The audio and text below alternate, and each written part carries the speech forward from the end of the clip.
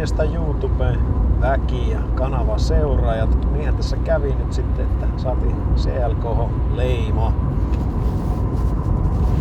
siellä todisteena hyväksytty lappu nyt sitten. Yksi poltin oli takkaa pimienä ja eilen huomaamatta se kun illalla touhussa siinä takajarrujen kimpussa. Ajattelin, että kerrotaanpa nyt ihan oikein äänen kanssa sitten tarina, että mikä tässä on homman nimi. Elikkä tällainen 1997 vuonna valmistettu Mercedesen CLK 2.3 litran kompressorimoottorilla 197 hevosvoimaa muistaakseni suurin piirtein tässä on. Ja kaverille ilmoittelin, että haluaisin tommosen M111 sen kompressorimoottorin omistaa.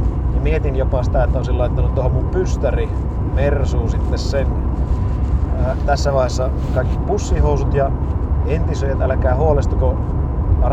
Arvostan kovasti tätä entisöintihommaa ja museointiakin, mutta toi aihi on aika rankka, mikä mulla on se pystäri. Niin mietin, että tehdäänkö jotakin hauskaa vähän sitten siihen, että sitä ei kannata museoon tehdä.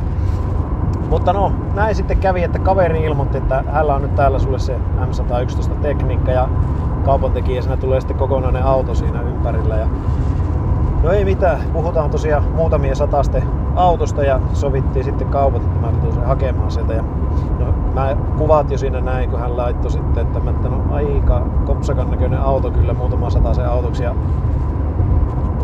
pelko osoittautui todeksi sitten, kun pääsin paikan päälle, niin minusta tää on ihan liian hyväkuntoinen auto nyt siihen tarkoitukseen, että sitä ruvettaisiin heti tekniikka repimään pois. Ja no joo, toki ajettu 360 000. En osaa sanoa, ei välttämättä tälle koneelle ihan hirveästi. Ja tuntuu, että vetoja löytyy ja homma toimii niin sanotusti, että katsotaan, annettiin mahdollisuus tälle. Ja mä nyt sitten hitsasin sen ja laitoin jarrut ja tein voitavani tälle ja niinhän siihen leimasti saatiin. En raskin laittaa tekniikkaa toiseen autoon, vaan tästä tuli nyt mun käyttöauto sitten. Makeet kyydit, vakionopeussäätimet, automaattivaihteisto, tosiaan melkein 200 hevosvoimaa ja parkkitutkat ja hyvät stereot ja kattoluukku ja mitä kaikkea. Eikä mulla uudemmissakaan autossa ollut tämmösiä juttuja. Toi oli kas hieno, että napista aukee takaluukku itsekseen. Ei mulla meikäläisen autossa, mä sen verran vanhemmilla Pirssellä ajanut, niin tämähän tuntuu aivan luksuspelille suorastaan. Mut tämmöstä näin. Katsotaanpa nyt sitten, ajellaan talvi tällä.